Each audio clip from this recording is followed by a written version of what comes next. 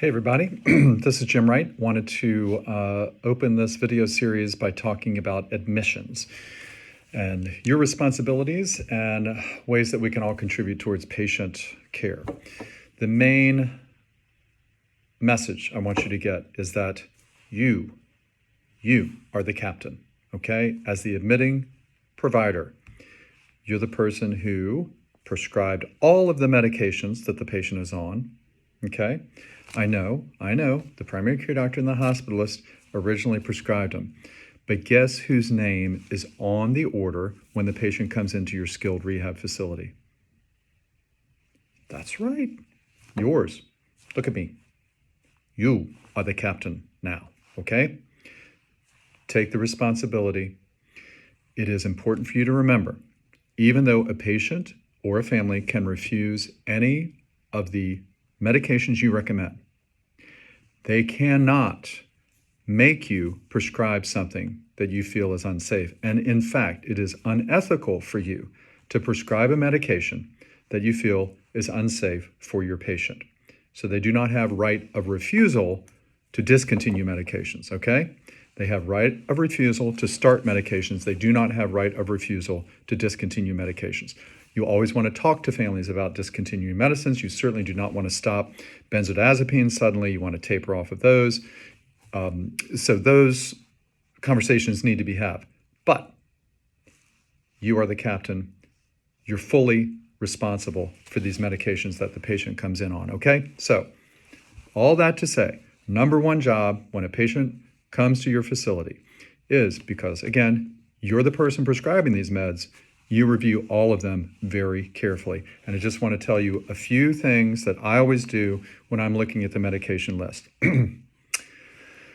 Benzos, hypnotics, antipsychotics, okay? Benzos, hypnotics, antipsychotics. So look at those. Are they PRN, especially are they PRN benzos, PRN hypnotics?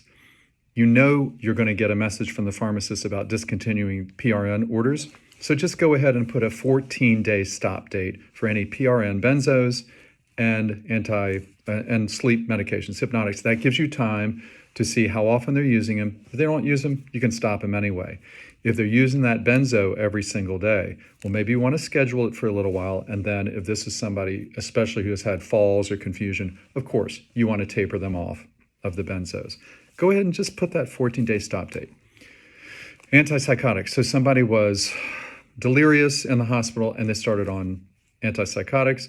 They don't have a diagnosis of bipolar disorder or other, bipolar disorder basically, or schizophrenia. What's that disease? Oh, schizophrenia. Of course, you want to continue the antipsychotics then. But if it's someone with delirium, older person with dementia, maybe Seroquel was started in the hospital, well, taper off of that first thing. Don't feel like you have to continue it. Again, you've made the choice to prescribe it once that patient comes into your facility. Then, statins. This is an 85-year-old coming in with a hospitalization for a UTI or falls or something like that. If it wasn't a cardiac diagnosis, statins really shouldn't be used in 80-year-olds anyway. They offer very little benefit in terms of quality of life or longevity, and they still can cause muscle weakness. And you're trying to get this person stronger. It's not going to hurt to hold the statins in an 80-some-year-old or a 90-year-old while they're in your facility. I pretty much routinely stop them unless they were in the hospital for a cardiac-related issue or a stroke, okay? Look at the antiplatelets and anticoagulation combinations. Someone comes in on Eliquis and aspirin, probably is not going to benefit from that combination compared to the increased risk of intracerebral bleed. I will typically stop the aspirin if they're on Eliquis. I will sometimes continue it if they had a heart attack or they had a stroke and the neurologist added the aspirin on. Maybe it's a good idea. I don't know for sure. But if it's someone that's been on aspirin and Eliquis, again, you're responsible if this patient has an intracerebral bleed. I stop the aspirin. Talk to the family about it. Tell them why. Last, bladder agents. Wow, there are so many patients that come in on Detrol or Ditropan and have had falls or have a history of urinary obstruction.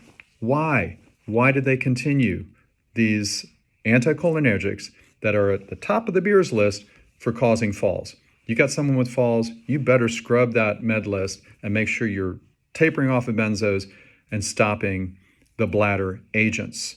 And by the way, I really hardly ever start a bladder agent in anyone. They don't work that well. They increase the risk of falls. You're really not getting much benefit, especially in your 80 and 90-year-olds. So those are the medicines I scrub through. And those are the things that I recommend doing when you're looking at a new patient coming in.